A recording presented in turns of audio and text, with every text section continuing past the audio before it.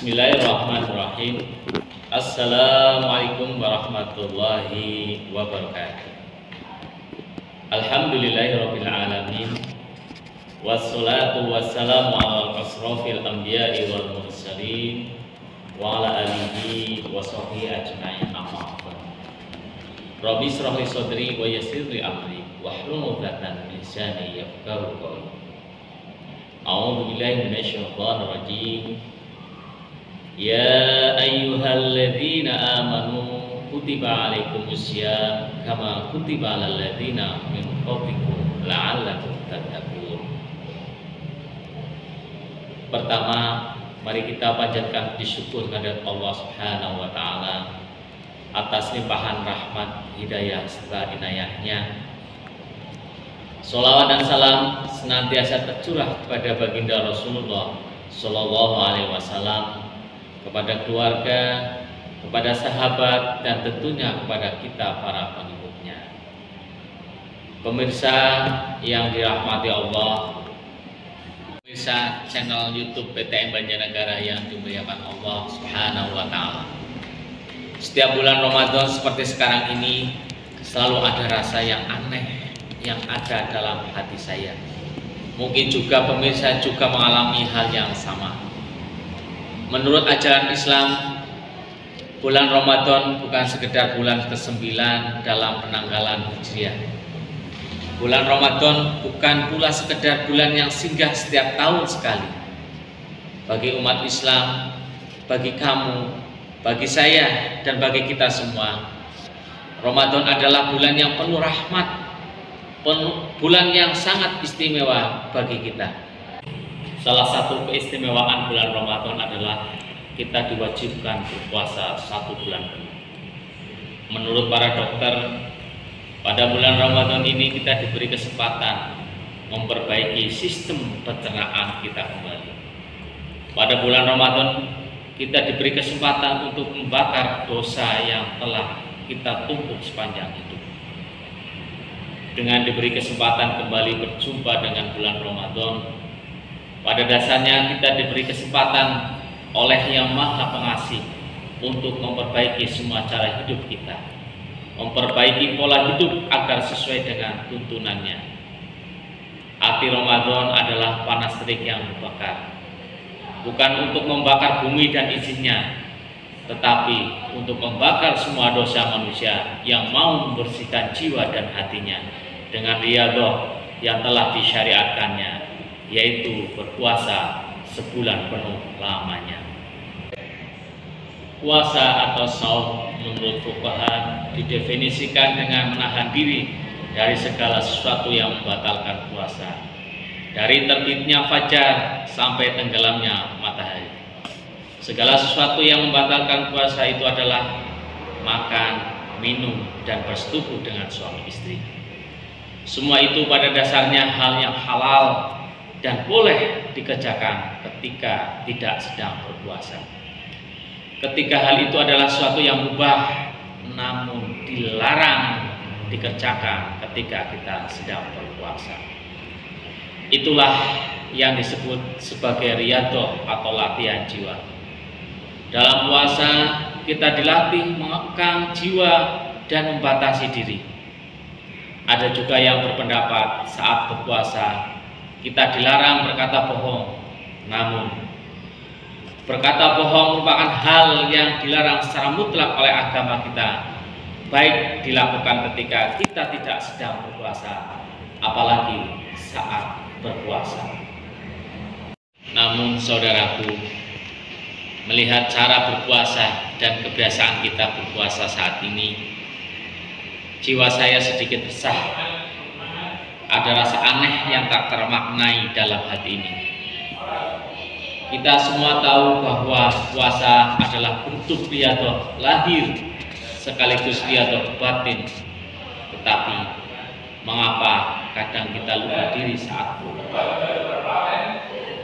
Kadang kita lupa diri dengan memakan semua hidangan secara berlebihan. Bahkan sebagian besar di antara kita sengaja mengadak-adakan untuk berbuka puasa. sering kita baca di koran maupun melihat di televisi.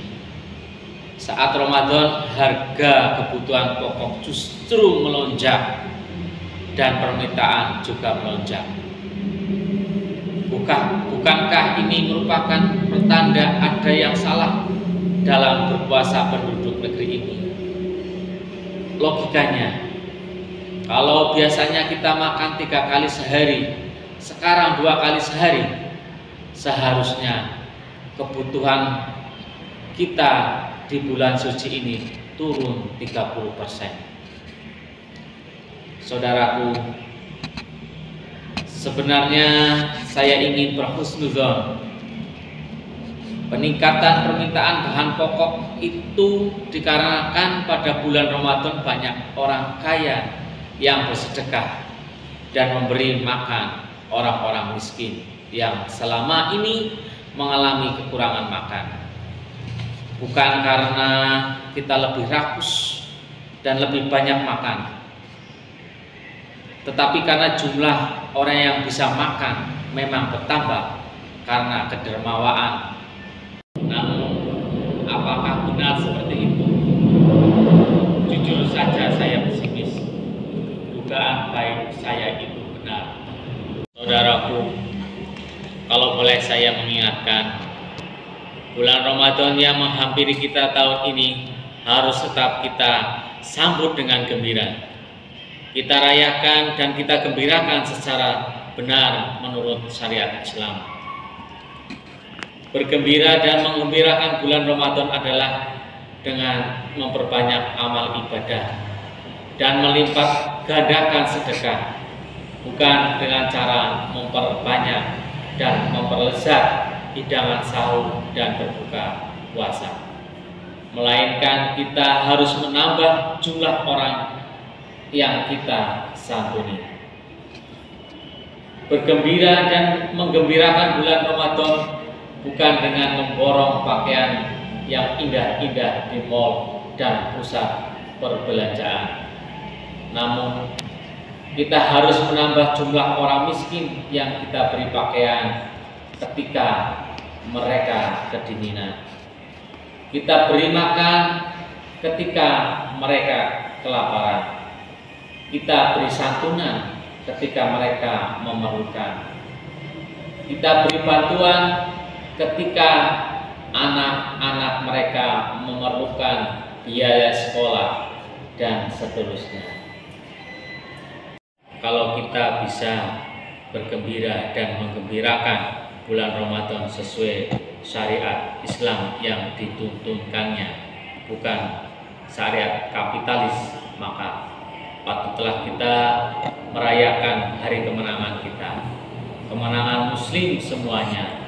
Bagaimana mungkin kita bisa merayakan hari kemenangan jika pada hari itu masih saja ada saudara kita sesama muslim yang terlantar dan tidak tersantuni. Mereka tetap merasa lapar dan dingin sepanjang hidup. Saudaraku, sekali lagi Ramadan adalah bulan yang mulia, bulan riyadhah bagi kita semua. Namun iblis sering mengelabui kita dengan cara-cara yang hidayah. Tawaran bermewah-mewah dalam merayakan Ramadan seperti makan minum yang serba lebih lezat saat buka dan sahur, memborong pakaian di akhir Ramadan, sampai yang paling halus seperti tawaran paket umroh eksklusif Ramadan dan sejenisnya itu mungkin perlu kita pikirkan lagi. Atau jangan-jangan syariat Allah itu telah dibelokkan oleh iblis untuk menjerumuskan kita. Jujur saja saudaraku, saya resah dengan semua kenyataan ini. Akhirnya kita hanya bisa berdoa kepada Allah Subhanahu wa taala. Mudah-mudahan Allah Subhanahu wa taala selalu memberikan kekuatan kepada kita agar kita bisa menjalankan ibadah puasa ini dengan baik dan sesuai dengan syariat Allah Subhanahu wa taala. Akhirnya mohon maaf atas segala kekurangan dan kesalahan. Akhir kalam, astagfirullahaladzim. Wassalamualaikum warahmatullahi wabarakatuh.